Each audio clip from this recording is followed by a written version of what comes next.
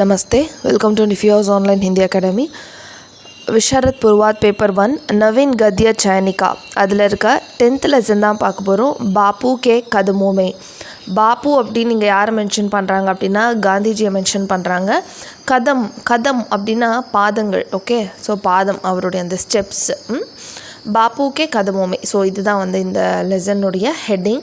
இது யாரால் எழுதப்பட்டது அப்படின்னா doctor Rajendra Prasad. So doctor Rajendra Prasad யார் அப்படின்னா நம்ம இந்தியாவுடைய ஃபர்ஸ்ட் பிரசிடெண்ட். ओके, लेखक परिचय. लेखक அப்படின்னா ஆத்தர். बापू के कदमों में श्री டாக்டர் ராஜேந்திர பிரசாத் का निबंध है. ஸோ இந்த கதமோமே அப்படின்றது ஸ்ரீ டாக்டர் ராஜேந்திர பிரசாத்தினுடைய நிபந்த். वे भारत के प्रथम राष्ट्रपति थे. प्रथम राष्ट्रपतिना फर्स्ट प्रेसिडेंट. उनकी आत्मकथा हिंदी की श्रेष्ठ जीवनियों में एक है. ஸோ அவரால் எழுதப்பட்ட ஆத்மகதா அப்படின்றது ஹிந்தியில் இருக்க ஜீவனி, ஆக்சுவலாக ஹிந்தியில் இருக்க ரைட்டிங்ஸில் பெஸ்ட்டு வந்து எதுனா அவருடைய ஆத்மகதா அப்படின்றது. उन्होंने बापू के कदमों में गांधी जी के दिन खंडित भारत आदि और भी कई पुस्तकें लिखी है. ஸோ அவர் இந்த நேம்ஸ்லலாம் நிறைய புத்தகங்கள் எழுதியிருக்கார். என்னென்னா பாப்பு கே கதமோமே, காந்திஜி கி தென், खंडित भारतன்னு சொல்லிட்டு இது மட்டும் இல்லாமல் இன்னும் நிறைய புத்தகங்களை எழுதியிருக்காராம். உன்கி ஷைலி அலக் और अनुपम है. உன்கி ஷைலினா அவருடைய அந்த ரைட்டிங் ஸ்டைலு அலக் அப்படின்னா தனித்துவம் வாய்ந்தது, அனுபம் அப்படின்னா அன்கம்பேரபிள், அதாவது மற்றவங்க ரைட்டிங்ஸோட நம்ம அதை கம்பேரே பண்ண முடியாத அளவுக்கு சிறந்ததாக இருக்கும் அப்படின்னு சொல்கிறாங்க. ஸோ இதுதான் லேக்கக் பரிச்சை. எப்பயுமே நீங்கள் ஒரு எஸ்ஸே ஸ்டார்ட் பண்ணும்போது ஃபஸ்ட்டு ஆத்தர்னுடைய டிஸ்கிரிப்ஷன் தான் எழுதணும். இந்த லேக்கக்கு கன்ஃபியூஸ் பண்ணிக்காதீங்க. லேக்கக் அப்படின்னா ஆத்தர், பரிச்சய அப்படின்னா இன்ட்ரொடக்ஷன். லேக் அப்படின்னா இந்த லெசன். ஸோ லெசன் பற்றின இன்ட்ரொடக்ஷன் தான் லேக் பரிச்சை. நெக்ஸ்ட்டு லேக் பரிச்சை. லேக் அப்படின்னா இந்த லெசன். ஓகேங்களா, கண்டென்ட். லேக் பரிச்சை. பாப்பு ராஜேந்திர பிரசாத் गांधी जी के अनुयायी थे. ஓகே, பாபு ராஜேந்திர பிரசாத். ஸோ ராஜேந்திர பிரசாத் வந்து காந்திஜியினுடைய ஒன் ஆஃப் த ஃபாலோயர்ஸ் தான். அதை நிறைய பேர் வந்து அவருடைய கொள்கைகள் வந்து பின்பற்றுவாங்க. அதில் ஒருத்தர் வந்து பாபு ராஜேந்திர பிரசாத். उनका यह संस्मरण बापूजी के जीवन और विचारों का विवरण देता है. அவருடைய இந்த நினைவுகள், சன்ஸ்மரன் அப்படின்றது நினைவுகள், பாப்புஜிக்கே அதாவது காந்திஜியினுடைய வாழ்க்கை, ஜீவன் அப்படின்னா அவருடைய லைஃப், அவர் விசாரம், அவருடைய ஐடியாஸ், இது எல்லாத்தையுமே வந்து ரொம்ப விவரமாக இதில் கொடுத்துருக்காரு. யா சப் ஹமாரே லியே நயே ஹே. இது எல்லாமே நமக்கு புதுசு இல்லைங்களா. ஸோ நம்ம அதனால் இந்த எஸ்ஸேல படித்து தெரிஞ்சுக்கலாம். ஸோ லேக் பரிச்சய பார்த்தாச்சு. இதுக்கப்புறமா லேக் கா சாரான்ஷ், இந்த லெசனுடைய எஸ்ஸே பார்க்கலாம். லேக் கா சாரான்ஷ். நான் ஒன்று சொல்ல நீங்கள் மீனிங்ஸ் நோட் பண்ணிக்கோங்க. மீனிங்ஸ் நோட் பண்ணிவிட்டு படிச்சிங்கன்னா அப்புறமா நீங்களே எடுத்து ப்ரிப்பேர் பண்ணும்போது உங்களுக்கு ஈஸியாக இருக்கும். ஜஸ்ட் லைக் தட்ன்ற மாதிரி லிசன் பண்ணிட்டீங்கன்னா அதுக்கப்புறம் நீங்கள் படிக்கிறச்ச மீனிங் தெரியாது, அப்புறம் நீங்கள் மெமரைஸ் பண்ணுற மாதிரி ஆகிடும். ஸோ ஒரு செப்பரேட் நோட் போட்டு ஹெட்டிங் போட்டு மீனிங்ஸ்லாம் நோட் பண்ணிக்கிட்டே வாங்க. हे राम. सो फर्स्ट हेडिंग, हे राम. गांधी जी जीवन और मृत्यु में कोई भेद नहीं मानते थे. காந்திஜி வந்து அவருடைய அந்த வாழ்க்கைக்கும் और மிருத்யு, ஸோ இறந்தது, இந்த இறப்புக்கும், இது ரெண்டுத்துக்குமே ஏதோ ஒரு வித்தியாசமே அவர் பார்க்கல. பேது நஹி மான்தே, டிஃப்ரென்ஸ், எந்த ஒரு டிஃப்ரென்ஸுமே இல்லைன்னு நினச்சார். நம்ம வாழ்கிறதும் இறந்ததுக்கு அப்புறமா இருக்க போகிறதுக்கும். उनको आभास हो चुका था कि कुछ लोग उनकी हत्या पर तुले हुए हैं. அவருக்கு வந்து குறிப்பாக ஒரு விஷயம் என்ன தெரிய வருது, ஆபாஸ்னால் குறிப்பாக ஏதோ ஒரு சைன், நமக்கு வந்து ஒரு சிம்டம் மாதிரி காட்டும், ஏதோ ஒரு சைன் நமக்கு தெரியும்ல, அந்த மாதிரி அவருக்கு என்ன தெரியுதுன்னா, குச் லோக், யாரோ கொஞ்சம் பேர், உன்கி ஹத்யா பர், அவரை கொலை செய்கிறதுக்காக தயாராகிறாங்கன்றது மட்டும் அவருக்கு நல்லா தெரியுது. ஃபிர் பி, இருந்தாலும், வே நிர்பய ஹோக்கர் அப்னா காம் கர்த்தே ரஹே, இருந்தாலும் அவர் பயம் இல்லாமல், நிர்பய அப்படின்னா வித்தவுட் ஃபியர், ஸோ பயம் இல்லாமல் அவருடைய வேலைகளை, அப்னா காம், அவருடைய வேலைகளை அவர் செஞ்சுக்கிட்டே தான் இருந்தார். हत्यारे ने भीड़ चीरकर नमस्कार के बहाने उनके सामने आकर गोली मार दी. ஹத்தியார்னே, ஸோ ஹத்தியாரே அப்படின்னா அந்த கொலைக்காரங்க, அதாவது கில்லர்ஸ், அந்த கில்லர்ஸ் எல்லோரும் என்ன பண்ணுறாங்கன்னா பீடு சீர்கர், பீடு அப்படின்னா க்ரௌடு, ரொம்ப க்ரௌடான ஒரு இடம் இருக்குது. அந்த க்ரௌடில் பீடு சீர்கர் அப்படின்னா அந்த அந்த க்ரௌட்லேயே கிழிச்சிட்டு வந்து, அதாவது அந்த க்ரௌட்லேயே வேகமாக அப்படியே அவர்கிட்ட வந்து நமஸ்கார் அப்படின்னு சொல்கிற மாதிரி நமஸ்கார்னு சொல்லி அவருக்கு முன்னாடி வந்து அவரை கோலி மார்தினா சுட்டுட்டாங்க. ஓகே, அவர் மேலே வந்து புல்லட், கோலி அப்படின்னா இந்த இடத்துலனா புல்லட்டு. ஸோ அவர் மேலே வந்து அந்த புல்லட் வந்து பட்டுறது, ஏன்னா இவங்க ஷூட் பண்ணிடுறாங்க. பாபுஜி ஹே ராம் கஹத்தே ஹுயே கிர் கயே. அப்போ அந்த மாதிரி விழும்போது அவர் என்ன சொல்லிட்டு விழுந்தார் அப்படின்னா, இப்போ மற்றவங்களாம் இருந்தால் என்ன பண்ணுவோம், அச்சோ அப்படி சொல்லி நம்ம ஒரு சவுண்டு போடுவோம்ல. ஆனால் அவர் விழும்போது என்ன சவுண்டு கொடுத்துருக்காரு, என்ன சொல்லியிருக்காரு அப்படின்னா ஹே ராம் அப்படின்னு சொல்லி கீழே விழுந்திருக்காரு. मुनि लोग बराबर राम नाम जपते हैं मगर मृत्यु के समय राम नाम नहीं आता. முனிலோக்னா முனிவர்கள் வந்து ரொம்ப கரெக்டாக ராம நாமத்தெல்லாம் சொல்லுவாங்க, ஜபிப்பாங்க இல்லையா, அதெல்லாம் நல்லாவே சொல்லுவாங்க ராம் நாமத்தெல்லாம். ஆனால் மகர் அப்படின்னா பட், மிருத்யுக்கே சமயம், அந்த இறப்பு அப்படின்னு வரும்பொழுது அந்த ராம் நாம்லாம் வந்து நமக்கு வராது, அந்த டைமுக்கு அதெல்லாம் வராது அவங்களுக்கு. மகர் பாபுஜி நே மர்னே சமய பி ராம் நாம் கா உச்சாரன் கியா. ஆனால் காந்திஜி வந்து இறக்கும்போது, அந்த இறக்குற சமயத்தில் கூட அந்த ஹே ராம் அப்படின்றத ராம் நாமத்தை சொல்லி உச்சரிச்சுட்டு கீழே விழுந்தார் அப்படின்னு சொல்கிறாங்க. ஸோ என்னென்னா ஹே ராம் அப்படின்றத ஜென்ரலான டைமில் அவர் சொல்கிறது வேறு, ஆனால் இறக்கும் பொழுதும் அதை அவர் சொல்லிட்டு தான் விழுந்தார் அப்படின்றது தான் இந்த கண்டென்ட்டில் சொல்லியிருக்காங்க. நெக்ஸ்ட்டு பேரா 11 விரத். 11 அப்படின்னா 11, விரத்னா விரதம். ஓகே, 11 விரதம் இருக்கார். என்னென்னா காந்திஜி ने सुखी जीवन के लिए 11 व्रतों का प्रतिपादन किया था. ஸோ காந்தி ஜீவன் வந்து சுகி ஜீவன், ஸோ நல்ல ஹாப்பியான ஒரு லைஃப்காக அவர் என்ன பண்ணுறாருன்னா, அது அமைதியான ஒரு நல்ல லைஃப்காக 11 விரதங்களை வந்து பிரதிபாதன் அப்படின்னா கடைப்பிடிக்கிறார். ஓகே, கடைப்பிடித்தல். வேஹே அது என்னென்ன அப்படின்னா அஹிம்சா, சத்திய, अस्तेय, ब्रह्मचर्य, असंग्रह, शरीर श्रम, अस्वाद, आत्मनिर्भरता, सर्वधर्म समानता, स्वदेशी, स्वर्श भावना. ஸோ அஹிம்சா அப்படின்னா நமக்கு தெரியும், அஹிம்சை முறையில், அதாவது அமைதியான முறையில் எல்லா விஷயங்களும் செய்கிறது. சத்தியம். அஸ்தே அப்படின்னா வந்து மற்றவங்க விஷயம் மேலே ஆசைப்படக்கூடாது, மற்றவங்களோட பொருட்களை எதுவும் திருடக்கூடாது, அந்த மாதிரி.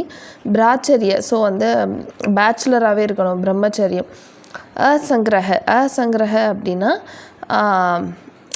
அதாவது தனக்குன்னு சொல்லிட்டு எந்த ஒரு விஷயத்தையும் சேர்த்து வைக்காமல் இருக்கிறது. ஷரீஸ்ரம், ஸோ கடுமையாக உழைக்கிறது. அஸ்வாத்னா எந்த ஒரு விஷயத்துலையுமே வந்து ஆசைப்படாமல் இருக்கிறது. ஆத்ம நிர்பர்த்தானா இண்டிபெண்ட்டாக இருக்கணும், யாரையுமே வந்து சார்ந்து இருக்கக்கூடாது. நெக்ஸ்ட்டு சர்வ தர்ம அப்படின்னா எல்லா ரிலீஜியன்ஸ், ஓகே, சமானதா, ஸோ எல்லா ரிலீஜியன்ஸ்களுமே ஒரு ஈக்குவாலிட்டி கொண்டு வரணும் அப்படின்ற ஒரு விஷயத்தையும் கடைப்பிடிச்சார். ஸ்வதேஷி அப்படின்னா நம்மளோட நேட்டிவ் கண்ட்ரி, ஸோ நம்ம கண்ட்ரி ரிலேட்டடான விஷயங்களை மட்டும்தான். இப்போ நம்ம நிறைய பேர் வந்து ஃபாரின் கண்ட்ரீஸில் இருக்க பொருட்களை பயன்படுத்த ஆசைப்படுவோம்ல, ஸோ அந்த மாதிரி இருக்கக்கூடாது, நம்ம நேட்டிவ், நம்ம ஊரில் என்ன இருக்கோ அதை தான் பயன்படுத்தணுன்ற ஒரு தாட்டு. அப்புறம் ஸ்பர்ஷ் பாவனா அப்படின்னா தீண்டாமை ஒழித்தல், அதாவது அந்த அன்டச்சபிலிட்டி, அதை வந்து ஃபுல்லாக ஒழிக்கிறது. ஸோ இந்த மாதிரி இந்த 11 ஃபாஸ்டிங்ஸ், இந்த 11 விஷயங்களை வந்து அவர் கடைப்பிடிச்சிருக்காரு. सब बापूजी के सारे जीवन संग्राम का निचोड़ है. ஸோ இது எல்லாமே தான் காந்திஜியினுடைய அவரோட ஃபுல் லைஃப் ஆக்சுவலாக சங்கிராம் அப்படின்னா இந்த இடத்துல என்னென்னா ஒரு ஒரு போராட்டம், அதாவது தன்னோட வாழ்க்கையில் அவர் நிறைய விஷயங்கள் அந்த மாதிரி பார்த்தார் இல்லையா, அந்த எல்லா விஷயங்கள்லையுமே வந்து இதுதான் அவரோட சாரமாக இருந்திருக்கு. இந்த ஒரு 11 திங்ஸ் தான் அவர் வந்து ஃபுல் அண்ட் ஃபுல்லாக ஃபாலோ பண்ணியிருக்காரு. இன் சித்தாந்தோं के बिना मनुष्य को कभी सच्चा सुख मिल नहीं सकता. இன் சித்தாந்தோ, அதாவது இந்த கொள்கைகள் இல்லாமல், கே பினா அப்படின்னா வித்தவுட், ஓகே, इन सिद्धांतों के बिना मनुष्य को, மனிதனுக்கு கபி சச்சா சுக் மில் நஹி சக்தா. ஸோ இந்த கொள்கைகள் இல்லாமல் மனுஷனுக்கு எப்பயுமே உண்மையான ஒரு சச்சா சுக், ஒரு உண்மையான ஒரு ஹாப்பினஸ் வந்து எப்பயுமே கிடைக்காது அப்படின்னு சொல்கிறாரு. ஜோ சமாஜ் இன்கா பாலன் கர்த்தா வ சமாஜ் சுகி ஹோத்தா ஹை. எந்த சொசைட்டி, சமாஜ் அப்படின்னா சொசைட்டி, ஸோ எந்த சொசைட்டி இந்த விஷயங்களெல்லாம் வந்து வளர்க்குதோ அந்த சொசைட்டி ஹாப்பியாக இருக்கும் அப்படின்னு சொல்கிறாங்க. தியாகமே போக், போக் மே தியாக். ஆக்சுவலாக தியாகமே போக், தியாகத்தில் அதாவது இந்த இடத்துல போக் அப்படின்றது என்ன அப்படின்னா ஒரு எப்படி சொல்லலாம்னா சிறப்பான என்ஜாய்மெண்ட் அப்படின்னு கூட சொல்லலாம். சிறப்பான விஷயம் அப்படின்னு சொல்லி ஞாபகம் வச்சுக்கோங்க. ஓகே, தியாகமே போக், தியாகனா தியாகம், போகுமே தியாகம். ஓகே, சிறந்த தியாகம். ஓகே, ஹம் மான்தே ஹை கி, நம்ம என்ன அக்செப்ட் பண்ணுறோம் அப்படின்னா यूरोप और अमेरिका के लोगों के पास बाह्य साधन बहुत है.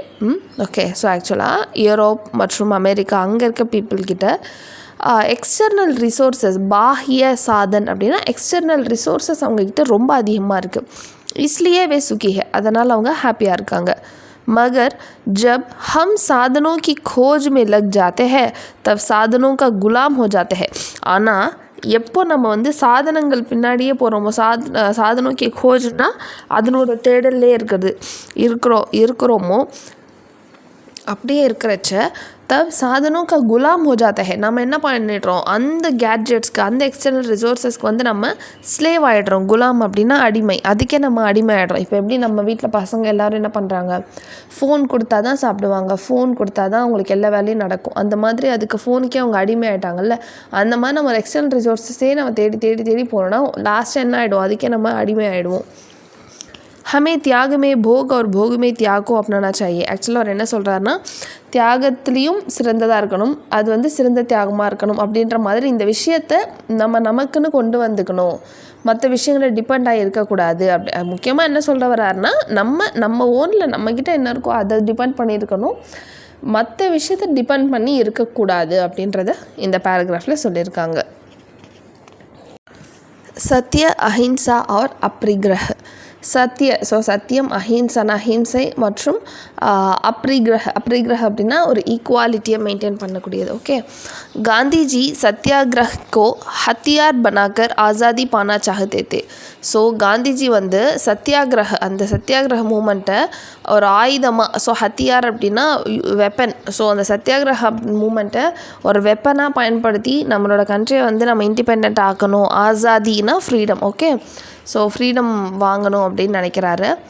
सत्य का मन से, वचन से और कर्म से पालन करना ही सत्याग्रह है. அதாவது சத்தியாகிரக அப்படின்றது என்னென்னா சத்தியக்கா, ஸோ உண்மையான மனத்தோட, வச்சன் சே வார்த்தையோட, அவர் கர்ம சே அந்த வேலையோட, ஸோ மனசாலும் நம்ம வார்த்தையில் சொல்கிறதா இருக்கட்டும், நம்ம வேலையாக இருக்கட்டும், இது எல்லாமே உண்மையுமா இருந்து பண்ணுறது தான் சத்தியாகிரக.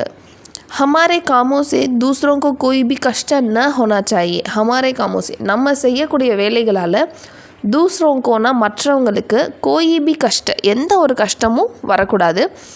யஹி அஹிம்சா கா மூல் தத்துவ ஹை. ஆக்சுவலாக அதுதான் அஹிம்சை அப்படின்றது. ஸோ நம்ம ஒரு விஷயத்தை செய்கிறோம், அந்த விஷயத்தினால மற்றவங்களுக்கு எந்த ஒரு பாதிப்பும் வராமல் செய்கிறது தான் அஹிம்சை முறை. जब एक मनुष्य की ज़रूरतें दूसरे की ज़रूरतों से टकराती है तभी झगड़ा पैदा होता है.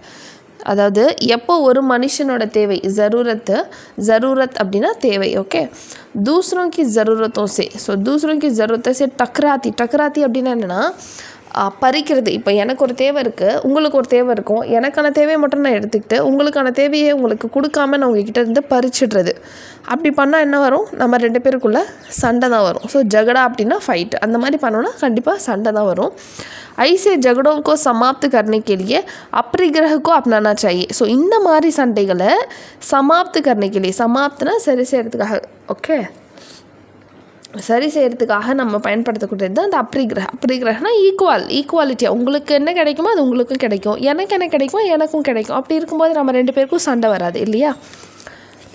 हमारी ज़रूरतें हमारे लिए जितनी बड़ी है दूसरों के लिए उनकी ज़रूरतें उतनी ही बड़ी है. அதாவது நமக்கு நம்ம தேவைகள் எவ்வளோ பெருசோ, हमारी ज़रूरतें நம்மளுடைய தேவைகள் நமக்கு எவ்வளோ பெருசாக இருக்குது, அதே மாதிரி தான் மற்றவங்களுக்கு அவங்களோட தேவைகள் பெருசாக இருக்கும். அதுதான் சொல்கிறாரு. ஸோ சத்யா, அஹிம்சா और அப்ரிகிரஹ. நெக்ஸ்ட்டு உத்தேஷ்ய और गलत मार्ग. ஸோ உத்தேஷ்ய அப்படின்னா குறிக்கோள், गलत मार्गना தவறான வழி.